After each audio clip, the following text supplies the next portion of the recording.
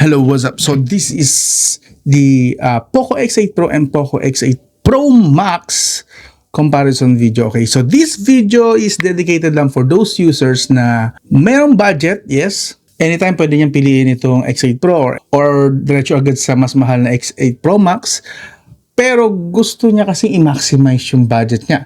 Kung saan nga ba mas sulit yung pera niya, if ever nga na may bibili siya or mapipili siya sa dalawang ito. Okay? Sa mga nagdadalawang isip dyan, kung willing kayong gumastos sa 20 to 21,000 or go for 26 to 28,000 na variant ng Poco X8 Pro series. Okay? Again, this is the Poco X8 Pro and this is the Poco X8 Pro Max. Alin ang bagay sa lifestyle mo at alin ang mas pasok sa pangangailangan mo? Okay? Kung interesado ka, let's start. So, una, size difference, kitang-kita naman natin. Yan, para mas makikita nyo na maliwanag. Yun. Or, better yet, pakita ko sa table. Kita nyo naman yung size difference na yan, masyadong obvious. The Poco X8 Pro version ay 6.59 inch lang with 1.5K AMOLED na display. Of course, flat. Both naman sila flat. And now sa Pro Max, 6.83 inch naman. Same din, 1.5K AMOLED din po ang kanyang display. Okay? So dito ngayon lalabas ang unang-una, pinakamahalaga sa lahat. Ano ang preference mo? Gusto mo ba ng malaki? Phablet size na smartphone? Yes. Or you want to go for compact, not to mention na simple ang design. I think this is more like pang business class. Para sa akin, ang dating niya, dahil napaka-klase ng dating nito versus this Poco X8 Pro Max. This is not bad. I'm not saying this is bad. Actually, I would prefer nga dito sa size na to kasi sa mga sanay na rito sa channel, I always prefer syempre yung phablet size kasi mas malaking screen and so on and so forth. Pero may mga users talaga na mahilig sa maliliit ang screen. Ikaw ba yun, boss? Kung ikaw yung maliliit na screen, ito yon. Compact na compact, pero kahit na maliit po ang screen nito, 1.5K din ang resolution. Same nitong Pro Max na to. So this one, mas ergonomic siyang hawakan sa kamay. Yes, and yes, abot ng daliri mo kung gusto mo mag-type ng one-handed lang. Possible na maabot pa ng daliri mo yung dulo. Yes, while sa mas malaking version is medyo challenging ng konti yung pinaka-distance ng kabilang dulong side. Pero again, walang pangit dito. Ang tanong lang dito is alin ang mas preferred mo, alin ang mas gusto mong size ng smartphone. Okay? So alin nga ba rito? Let me know sa comment section. Alin dito ang pasok sa trip mong size talaga ng smartphone? Kung may napili ka na, huwag ka muna magdesisyon. Pakita ko muna sa inyo ang performance. Okay. The Poco X8 Pro has Dimensity 8500 Ultra. Yes, and the Poco X8 Pro Max naman meron siyang Dimensity 9500S. The 8500 Ultra, while it's upper mid-range, pero yung performance niya actually is katumbas na around the Qualcomm Snapdragon 8 Gen 2 to 8 Gen 3 if I'm not mistaken. While the Dimensity 9500S, papunta po ang performance niya sa Qualcomm Snapdragon 8 Elite. For comparison lang to, hindi ko sinasabi na para lang sa mga nakakaunawa na mas lalo-lalo na sa mga fanboy ng Qualcomm, yun po yung halos katumbas ng performance ng Dimensity 9500S. Qualcomm Snapdragon 8 Elite to actually 8 Elite Gen 5 malapit na rin. So naglalaro siya doon. So hindi po ito pipitsugin. So again, higher mid-range pero flagship ang performance, and then flagship chipset sa 9500S naman which is nasa Pro Max, at napakalapit na rin ng performance sa latest na Qualcomm Snapdragon na chipset naman. Okay? So to be fair, alin man dyan sa chipset na yan, although obviously mas malakas ang 9500S, wala ka namang game dyan na makikita na talagang magpapaluhod sa mga chipset na yan. Kahit na yung Dimensity 8500 Ultra, hindi po yan mapapaluhod ng mga games, even the AAA games na meron ngayon sa mga smartphones for Android. Okay? So, just to give you context, ang Antutu score nga pala, Dimensity 8500 Ultra, around lower 2 million to 2.2 actually, while the Dimensity 9500S Poco X8 Pro Max is naglalaro sa 2.7 to 3 million. Pero most of the time nakukuha ko dito score lang talaga is around 2.7 to 2.8. Yes, okay? So around 500 to 700K din ang gap po ng raw performance nila. Pero again, like I said, wala namang game na magpapaluhod kahit kay Dimensity 8500 Ultra base sa mga test ko. To give you context, ito po ang gaming test nila. Okay? Sa Poco X8 Pro, high graphics po. Pareho po silang set sa high graphics. Si Poco X8 Pro naglaro sa 118 to 120 FPS. Don't worry, stable po yan. At 37 degrees Celsius. While sa Poco X8 Pro Max naman, same din again. Like I said, high graphics, 120 FPS custom settings. Pero mas stable siya sa 119 to 120 FPS. So, konti lang. From 118 sa Pro, 119 naman ang pinakamababa sa Pro Max. Ang temperature, 35.7 degrees Celsius sa isang oras po na gameplay. So, sa Pro, 37.6 degrees Celsius. Sa Pro Max, 35.7 degrees Celsius. So, pareho hindi nag-overheat, although slightly lang na mas warm sa Poco X8 Pro. Sa Call of Duty Mobile, sinet natin sila both then, medium graphics at pareho ding ultra FPS.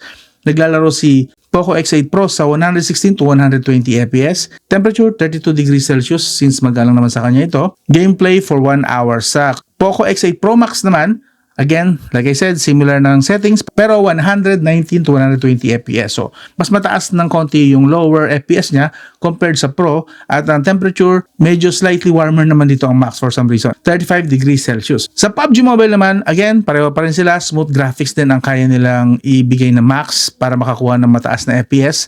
Smooth graphics, ultra extreme, pareho. Si Poco X8 Pro, naglalaro lang ang stable niya na FPS around 116 to 118 FPS. Panakanakang 120 pero most of the time 116 to 118 ang stable sa kanya. 38 degrees Celsius. Sa Pro Max naman, same settings, nakakuha siya ng 118 to 120 FPS naman. Again, stable din. 38 degrees Celsius din para naman sila ng temperature dito. Pero slightly mas mataas again kay Pro Max. Expected na yan kasi mas mataas naman talaga dapat ang performance niya. Pero napapansin nyo sa mga test natin, ang konti lang ng difference ng FPS nila. Mas mababa lang na a few 3 to 5 FPS na mas mababa lang si Pro. Pero again, wala pa rin nakakapagpaluhod sa kanila dyan ng mga games. So for popular games, malabo nyong kita yung difference lalo na sa graphic settings and actual performance. Okay? So again, hindi po nagkakalayo masyado yung FPS performance nila. As you can see, around 3 to 5 FPS difference lang at pinaka-worst na yung 10 FPS if ever man.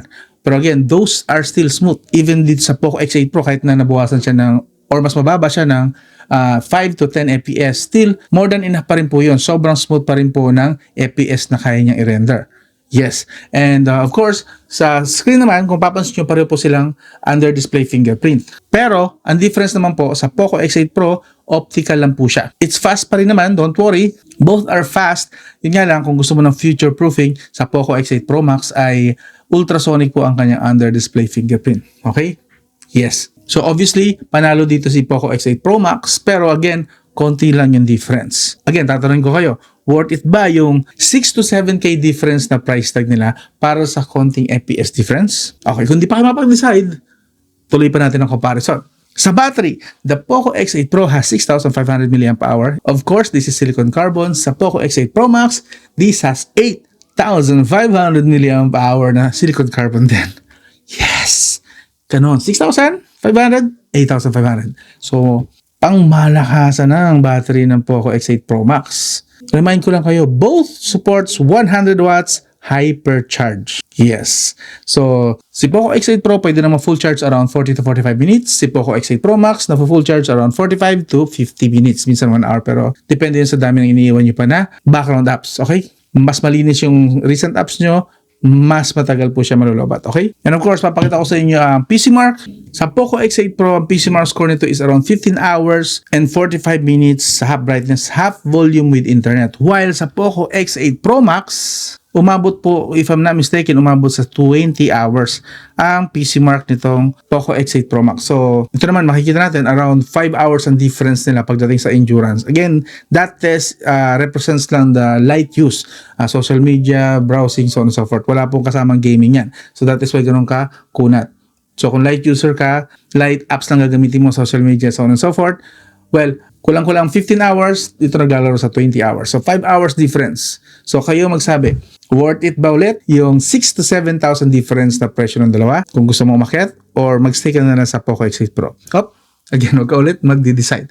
Lipat pa tayo sa susunod na comparison. Sa display naman, pareho po silang 1.5K resolution at AMOLED and flat display po yan both. Wala pong curve dito so madali po siyang hanapan ng screen protector and tempered glass. Now, yung size nga lang nito is 6.59 inch, the Poco X8 Pro, while the Poco X8 Pro Max has 6.83 inch. So, malaki po yung display na 6.83 inch. Pero sa unang tingin, hindi naman masyadong halata. No? Kung pagdidikitin mo lang sila, pakita ko sa inyo again.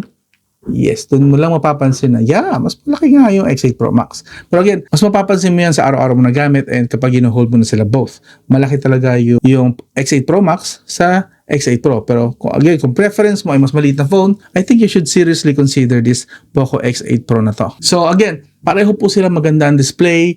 Ang usapan na lang dito is aling size ang swak sa panlasa mo at kailangan mo. Okay, yung mas gusto mo sana. Yun lang usapan sa display na yan. Now, alam ko subjective na yan, so continue tayo sa susunod na comparison. Sa susunod na comparison naman is camera. Okay? So, ito naman sa camera nung tinest ko to sa labas. So, dito naman tayo sa camera department. So, dinala ko to sa isa sa mga gala ko. Nagpunta tayo sa Cavinti. Yes, ang ganda actually ng Cavinti pala no, kapag gumala tayo doon. So, nagpunta kami sa isang coffee shop sa, ang pangalan ay Rowa Cafe.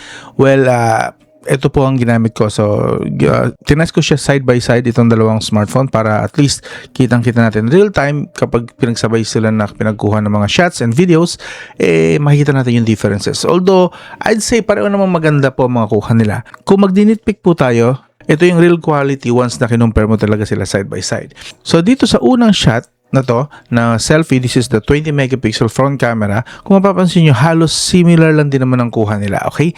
Both really nice ang shots, pero kung titingnan natin maigi, mas bright and mas neutral ang kuha dito sa Pro version na picture. Okay? And dito naman sa Max version na shots, medyo gloomy ang mukha ko ng konti, especially dito sa eye bag na part. And yung noo ko naman, dito sa side na to is medyo dark, while here, as much as possible, tinry ng Pro version na i-neutralize or i-balance yung kulay sa mukha ko, which I prefer more. Now, if we zoom in, okay, kung ayaw nyo makita yung mukha ko, we'll go sa zoom version naman. Eto, ayan. Dito sa zoom version, mapapansin nyo, mas maganda yung details na nakuha ng Pro version. Kita nyo rito, mas matingkad yung lettering dito compared dito sa Max na picture. Dito rin sa part na to, sa may merge na baliktad, mas matingkad po dito sa Pro version. So basically, kung ako ang papipiliin and again, nitpicking, while both looks great naman, parehong okay ang kuha, mas malinaw ng konti dito sa Pro version na shots ang selfie na 20 megapixel. Okay? Now, looking at here naman sa kuha ng kalabaw dito sa shots na to, kung papansin nyo sa damo pa lang, medyo slightly aggressive yung saturation, yung pagka-green talaga ng damo is kuha parang bagong ulan dito sa umaga, while here, kuha yung kulay talaga in real life. Okay? Tanghaling tapat, and buhay din naman yung kuha ng green.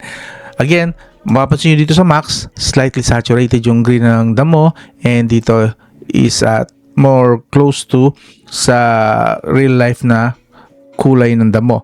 This is the 50 megapixel nga pala rear camera, and looking closer naman, kung mapapansin nyo yung detail sa kalabaw, mas maganda ang details dito sa Pro, while dito sa Max slightly sharpened yung kulay. And kung titingnan nyo rin yung kuha sa puno, slightly sharpened din yung details, yung mga rough surfaces dito sa puno na part. And upon close up pa sa image ng itong ni Carl Carabao, tawagin natin siya si Carl, well, mas magandang kulay dito and mas again, mas malapit sa real life ang details dito sa kay Carl Carabao. While here, parang dumikit na yung, konti na lang, didikit na yung kulay niya sa kulay mismo ng puno. Parang ang nangyari, nagbumukhang sticker si Carl Carabao dito sa puno, nagmukha siyang sticker lang dyan, while here mas maganda ang dynamic range. Kita natin na hindi part ng puno si Carl Carabao. Well, lipat tayo sa next na image.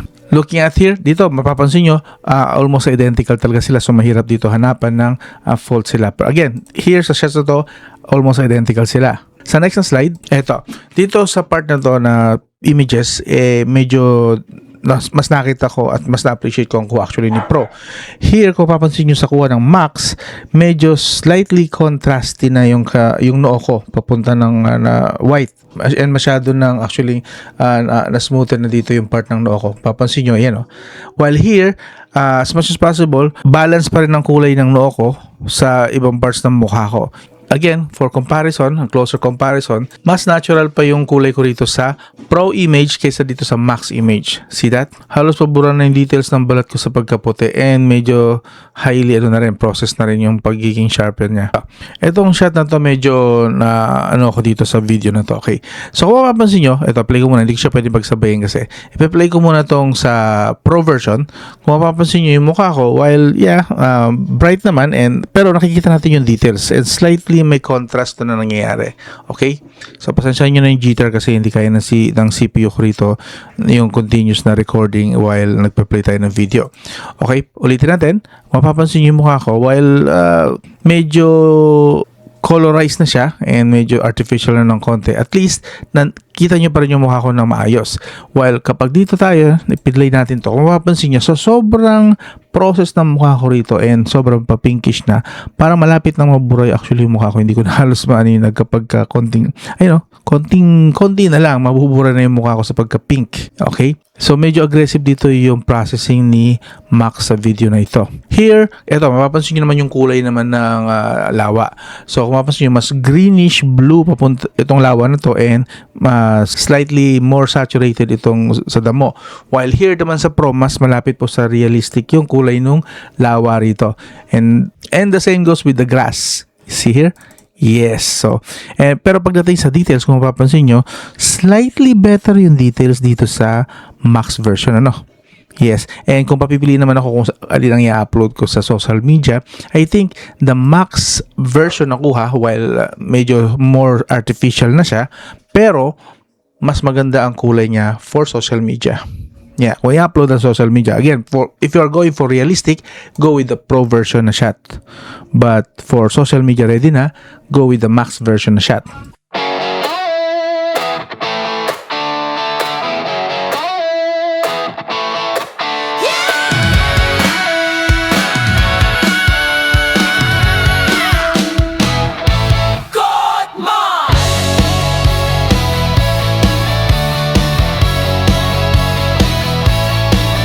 So, yun po yung nakuha ko ng mga results. So, kung personally ako ang papipiliin, I'd go for the Poco X8 Pro na camera.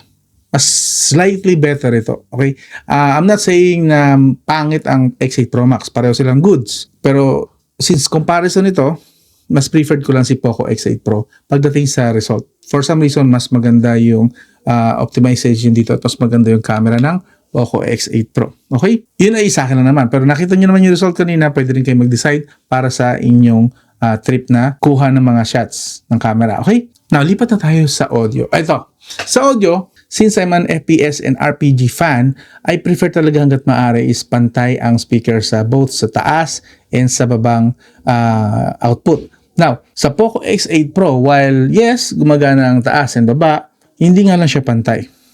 Slightly lang na mas mahina ang output dito sa taas, and of course the main speaker malakas talaga, while on the other hand dito sa Poco X8 Pro Max pantay po talaga yung lakas nila. Okay, kung meron mang difference man napakaliit hindi ko napansin yun, pero last I check pantay sila. So that is why kapag naglalabang kayo sa PUBG, Call of Duty Mobile, even RPG, pag sa kaliwa ang tunog nanggagaling, sa kaliwa mas malakas ang labas ng tunog. So, talagang maganda rito. Kung immersion lang din naman while gaming, the Poco X8 Pro Max talaga lamang dito sa part na to. So, like I said, dito sa speaker department, lamang para sa akin si Poco X8 Pro Max. Pareho silang malakas, parehong malinaw, don't get me wrong, wala pong pangit na speaker sa kanila. It's just that the Poco X8 Pro Max, mas balance po yung kanilang speaker. And yes, pareho po silang supported ang Dolby Atmos. Not bad, di ba? So, again, Poco X8 Pro Max lang para sa akin ang mas preferred ko rito.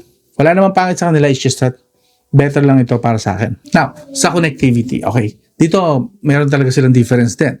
Now, both supports 5G, 4G LTE, VoLTE, and VoWiFi. Now, the problem is, sa Poco X8 Pro, wala pong eSIM support. Yes. While the Poco X8 Pro Max, mayroon po siyang eSIM support. And lately, mas ina-advocate ko ngayon ng mga smartphones na may eSIM kasi mas mahirap po siyang basta-basta i-bypass kapag nanakaw ang smartphone nyo kasi hindi matatanggal yung SIM card, and mas napapakinabangan nyo yung feature na Find My Device. Mas madali siyang i-lock ang phone at madali ding i-locate. Okay? So that is why I prefer, mas gusto ko sana, kung afford nyo na naman, pasok na sa budget nyo, go for the smartphone na may eSIM kagaya nitong Poco X8 Pro Max. Okay? Still, connectivity-wise, pareho naman po silang malakas sa mobile data and Wi-Fi. It's just that also, idagdag ko lang din, the Poco X8 Pro Max pala ay mayroong Wi-Fi 6 and Wi-Fi 7 support, while the Poco X8 Pro, Wi-Fi 6 lang. Which, again, both naman good, pero those Wi-Fi 6 and 7 na versions na sinasabi ko is may enjoy nyo lang kung ang router nyo ay may support din for Wi-Fi 6 and Wi-Fi 7. Now, kung ang router nyo ay Wi-Fi 6 lang, alin man dito ang piliin nyo, okay lang.